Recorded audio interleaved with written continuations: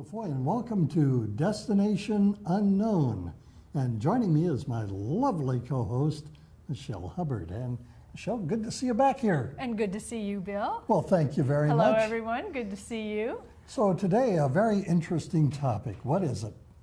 It's grief. We're going to be talking about the unknown because that's where our destination is, of grief. And for terms of our conversation, I'm saying that something that we grieve is a loss of someone or something that's got a level of importance to us about it, so that the loss has a really profound sadness attached to it. And it isn't so much important to really land on how does this qualify to me, because you'll know by the depth of your feeling, and you'll know by how long it takes you to move through your process, your feelings, this huge new space that's left by what you've lost. And this can be a loved one. It could be an animal who is also a loved one. And it can also be a place. I find that I am only just now starting to grieve and mourn my life in Hawaii. And it could also be a job, or it could be a friendship. It could be different things, because part of what we're grieving is our version of ourself as we were, either with that person or in that relationship. So when you talk about the grieving of Hawaii, for people that may not know, you lived there for a number of years. You had some life changes, and you had to move back to California. I chose to move back to California. You chose to. Yeah, right. I was there for 26 years. And so there were ways of being, there were ways of living, there were ways of Michelling that I had never been before, and that are unique, because Hawaii is a unique place, and if nothing else, it's not who I am and how I live now. And I find that as I've softened enough to allow the memories in, I feel sad for, in some ways, that lifestyle. I don't regret the choice. I don't think I made a wrong choice, and I feel sad that I'm not that person who's cooking the Italian meals and going for walks on Kailua Beach, and so many of the versions of Michelle that were happening there and aren't happening in California. I feel a loss, a sense of sad loss around. Well, you had an identity there, as you said, for excuse me, for about 26 years. Yeah, yeah. That's a significant amount of time. Right, right.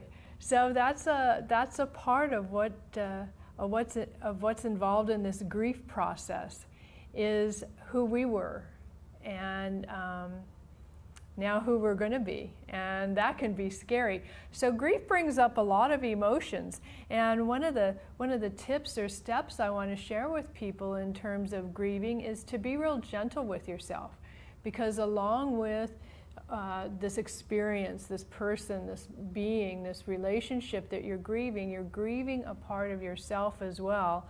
So there may be a kind of a raw place that isn't reacting the way it used to. You may not be as clear-headed as you were. Be real gentle with yourself. Be patient with yourself. And know that this kind of blaming and guilt is a normal part of this process. So don't beat yourself up for feeling guilty. Don't deny that you're feeling it.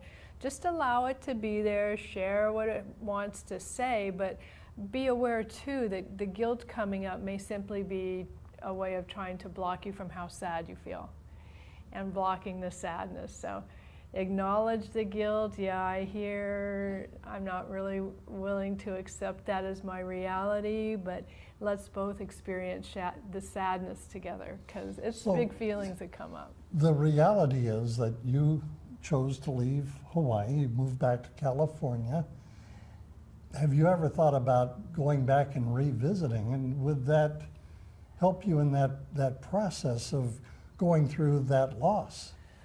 I've thought about it. I have no desire to go back, and I couldn't go back. You know, I wouldn't be married. I wouldn't be involved in the church community I was involved in. I wouldn't have the friends and the people and beings in my life that I did then. There really isn't a going back. And that's part of the acceptance of this space. Because what happens when we are in grieving is we're grieving something so big that it's a felt presence, a felt space that is left behind. And that, odds are, when it was still a part of us, was a place where we received attention in a certain way, where we exchanged attention in a certain way. So now, what relationships, what experiences are we going to create that are going to give us those same sorts of feelings? That's what happens in this space, but only if you allow the space to be. If you rush to fill it, if you think of, okay, now here's what I've got to do and here's my checklist, you're not allowing yourself to really be in the rich creativity that can, you know, grief, the space of grief can help us be part of. Well, once you have worked through that grieving process, I would think that that could then, when you've worked through those issues, be rather a catalyst to open up a new chapter in one's life. I think that's what the space all is the invitation to new. And in a way, that's all you can be in that space. Because what was there isn't. That's what you're mourning, that's what you're grieving. And how difficult is it then, when you have worked through that grieving process, you've been able then to launch out or use that as a catalyst for something brand new? How easy is it easy to embrace the new? Well, that's kind of up to you, you know. You can resist it. That's going to be rather futile since everything's changed. Or you can be a really soft, open landing place for it, or a really slow, gentle, co-creative part of it. That's another thing for you to create in this space, is your relationship with the space itself. How are you going to be with it and in it? One thing that I think is important to allow in this space, you know, imagining that maybe this table is a space of grief, is make your requests of others. If you need support, ask for it. I want to let everyone know that Bill DeFoi was a true friend and a really strong partner for me during the loss of my pet bird. He was a part of my life for 17 years, and it was very difficult for me to lose him. And I called on Bill, and he was right there, just at my side. And that oftentimes is what we need, but we don't ask for. Ask for it. And you were very open and said, you know, the first night was, I just need for you to come by and just sit with me. And that's what we did. We sat and we watched television and shared a little bit, and you shed a few tears and a river, a lot of tears. An ocean. The drought in California no longer exists. You're welcome. So the next day, I said, you know, I'll be in the area. I had a doctor's appointment, and I'll give you a text when I'm done, which I did. And you said, are you still in the area? Yeah, I'm still. Come on over. And there were other things that went on afterwards. But, you know, I was, first of all, very honored that you would call and say, I need this support right now. I was blessed. And this is the lesson. Make your request, especially when people who care about you know you're hurting. They want to help you. And odds are they don't know how. They don't know what to do, and they can throw a bunch of platitudes all over you, and you both know that's not working. Again, it's that dance. Yeah. It's a dance. So if you know what you want, ask for it. And if you don't, say, you know, I don't even know what to ask for now. And that opens them up to, oh, okay, well, would you like food?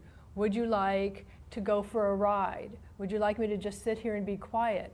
You know, that allows them, gives them the opportunity to throw some suggestions out. You can say, oh, because you might not even be thinking yet.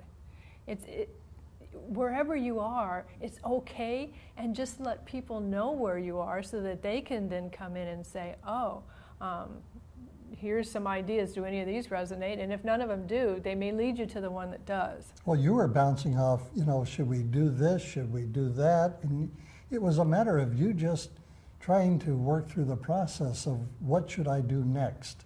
And, you know, it was a matter of sitting, listening, and turning that towards you to provide attention.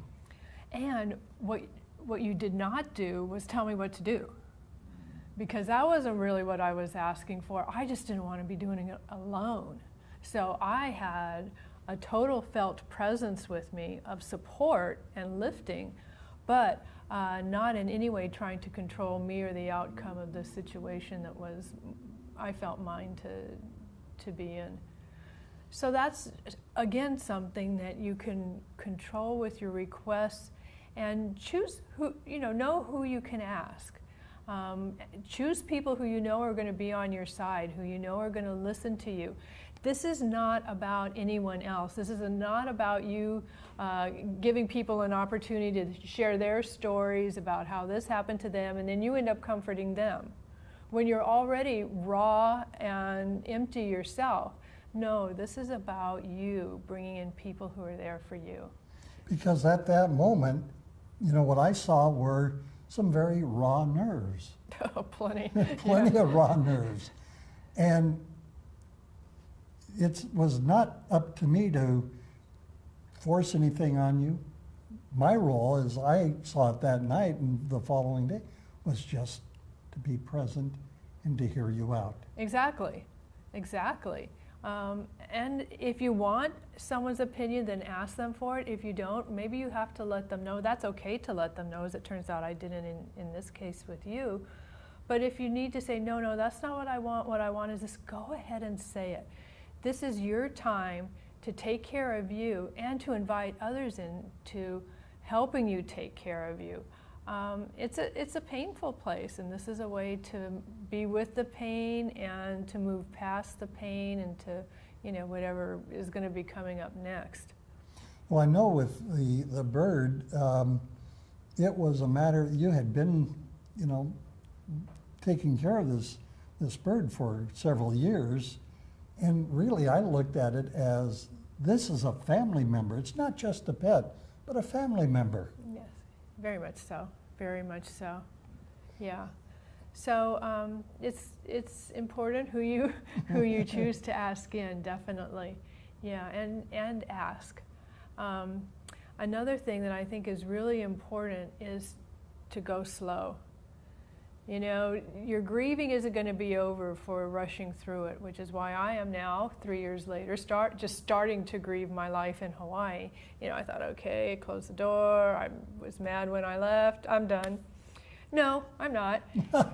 And, you know, it's coming back, and that's good. It's opening me up. It's softening me up.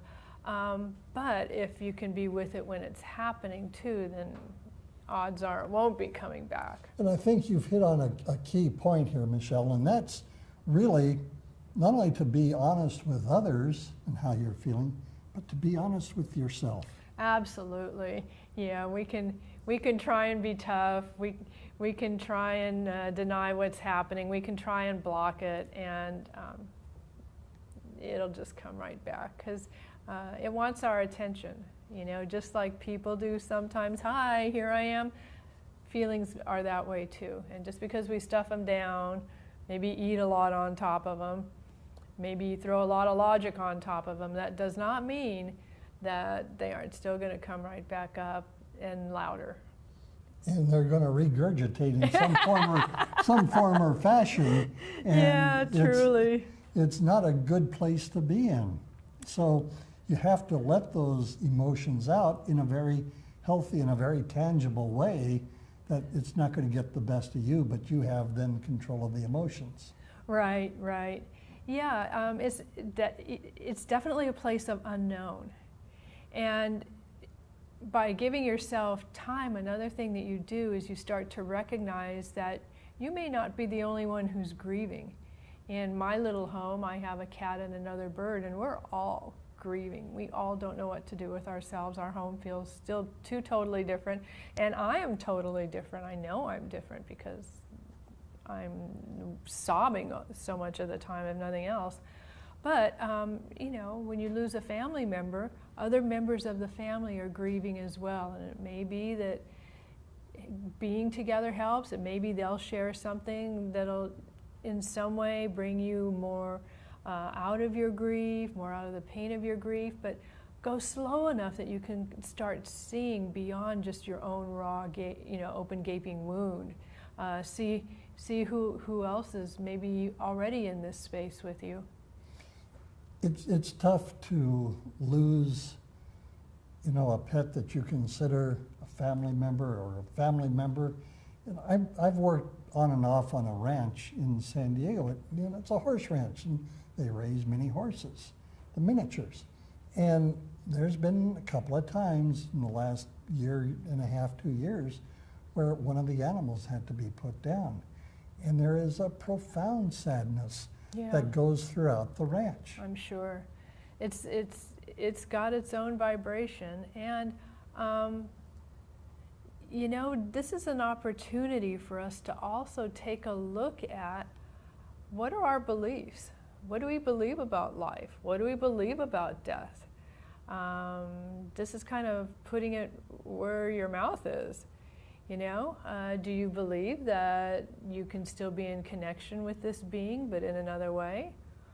Well, then let that belief be true. Let that comfort you. Let that actually be there for you.